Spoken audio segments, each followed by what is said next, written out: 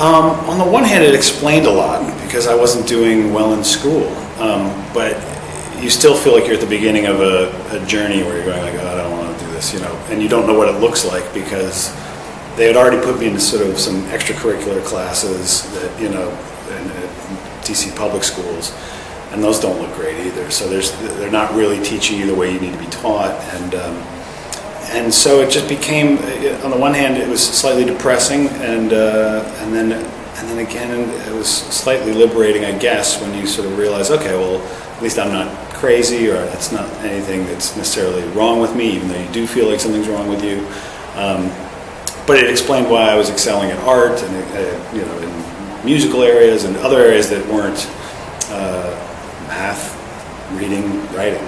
Those were the big tough ones. But, I bounced out of a lot of schools. I essentially failed out of a lot of schools because obviously they're not going to sit there and cater to me. They have to move the other kids along. So it was the kind of thing where they just kept moving along, and if you miss a week or aren't caught up, and eventually that becomes 3 weeks, that becomes a month, it becomes 2 months, and eventually you just you're sort of in a riptide, and you can't catch your breath. So I failed a lot of classes.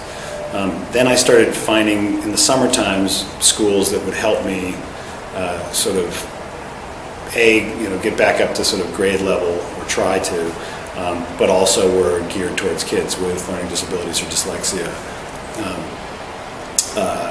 And that really helped me. And then I was able to get into this other school, which was, they didn't do standardized testing really. I mean, everyone does SATs, but they didn't do, big exams twice a year. It was very paper heavy, which was difficult at first because I was having to write a lot, but it was forcing me to write a lot, so that was good.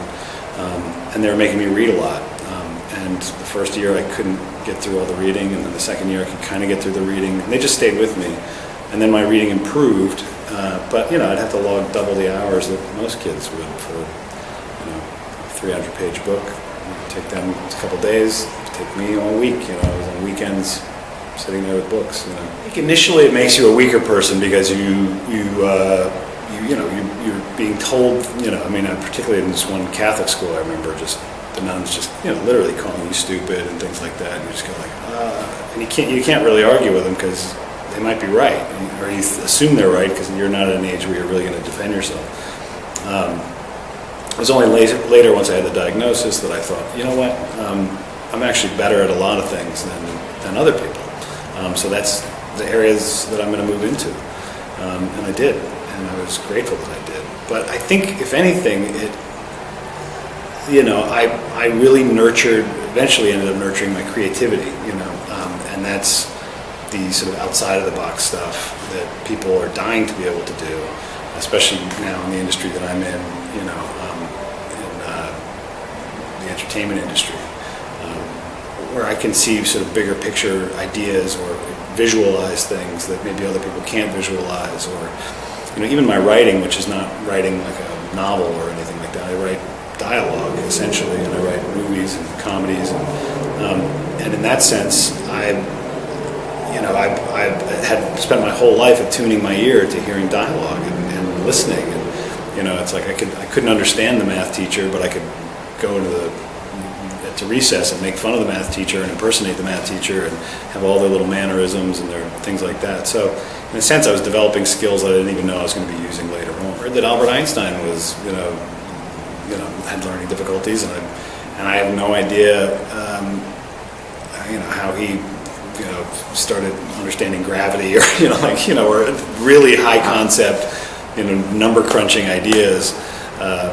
So I think it's not necessarily like that it's limited to, they're painters or musicians or whatever. They're scientists, they're doctors, they're everybody. The people that I work with, who I know have learning difficulties, are by proxy of where I am, entertainers. So it's actors and writers and directors and crazy people, who have sort of been living outside the box for a long time. You're going to be fine. It would be nice to have heard. That sounds simple, but it would have meant a lot if I could have believed someone saying it.